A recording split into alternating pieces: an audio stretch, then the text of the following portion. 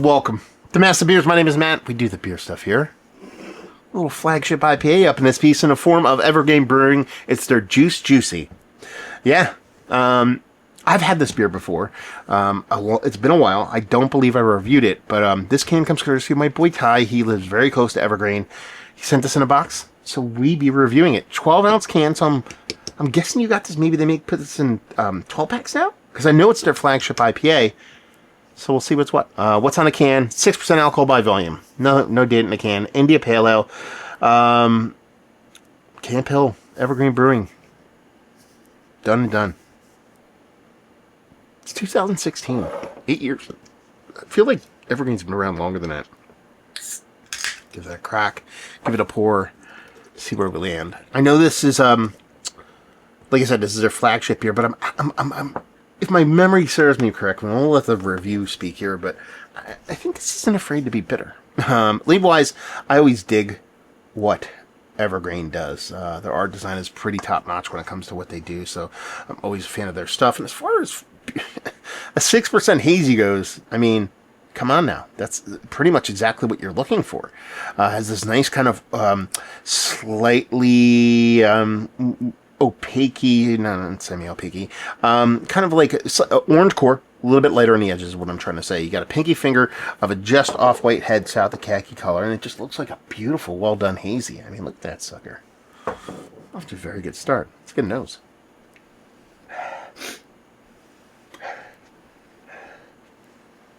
Yeah, I mean, all the citrus are belong to us on this. It's very much citrus forward, running the gamut of citrus, throw a little bit of pineapple in there if you want to get a little hot and bothered, and throw some generic tropical fruits in there, have at it.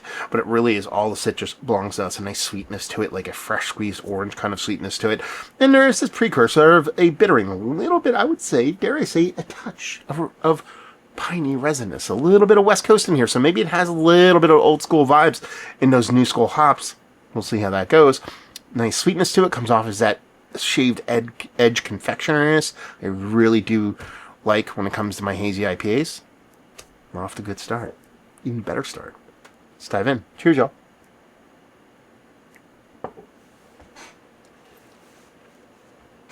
That's delicious. It's absolutely delicious. Yeah. I mean, this is really kind of like quintessential, like flagship haze. And by that, I mean it's a positive, not as a negative. And that it's giving you all the things that you really want from a really well-done modern hazy IPA, but doesn't overdo it. Again, 6%. Not a huge ABV, but not a super small ABV. Fits nicely in that kind of area. The sweetness on this, perfect level. There's a little bit of residual sweetness, but not too big, so it doesn't come off cloyingly sweet or finish ultra dry. The fruit portion of the show, definitely that orange on orange on orange for me. When you take that orange and you combine it with this soft, oaty, slightly confectionery dollop of lactose, not saying it's in there, but it's the vibe that's coming from the beer, you get this cool little orange Julius vibe.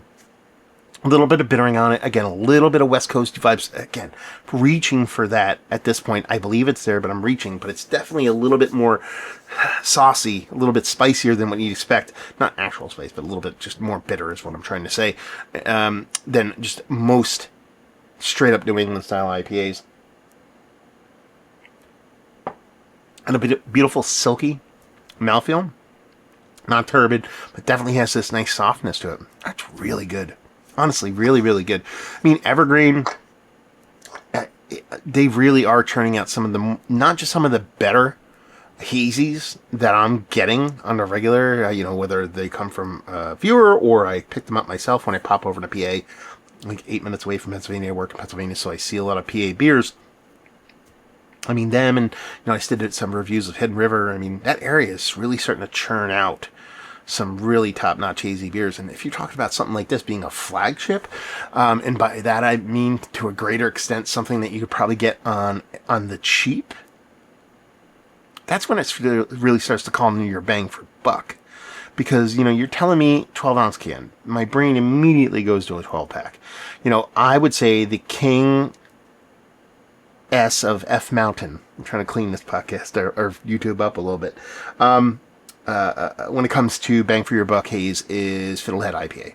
I think I can get 12 packs of that fresh whenever I want, right around $21 for a 12 pack. I'm cool with that. If you're giving this to me at that same price point, it's making an extremely hard decision for me. It's probably a mood strikes me purchase. Fiddlehead is a little bit kind of just different, but it depending on my mood, if I want something a little bit more silky soft, or whereas Fiddlehead, not that it's more bittering, but there's a little bit more sturdiness when it comes to the bitterness on that beer. And mouth feels a little bit different. I don't want to say watery, but it's not as silky. It's a little bit more fluffy to turbid, if that makes any sense. So it'd be a really hard pick for me. Not that I like to bring up other breweries all that much in breweries reviews, but I'm just trying to showcase how tasty this beer is. So you're talking about, probably a really decent price point on something like this. The only thing I'd change about it is put the date in the can. I don't think Evergrain dates anything. That's one of the things with them. I really have to do some deep dive research whenever I see their stuff on the shelves and go to Instagram and try to do the whole beautiful mind mathematics to see how old the beer is. But that, honestly, when it comes to them, that's pretty much been my only complaint. And yeah, so my 2 cents here is if you just take really well done, just hazies. I mean, I know they make more than that, and you find their stuff on the shelves, give it a whirl. Yeah. Mount Rushmore status for Hazie IPA. It's in the conversation. It's up towards. It's not like leader in the clubhouse. Low ABV Hazie, 6%.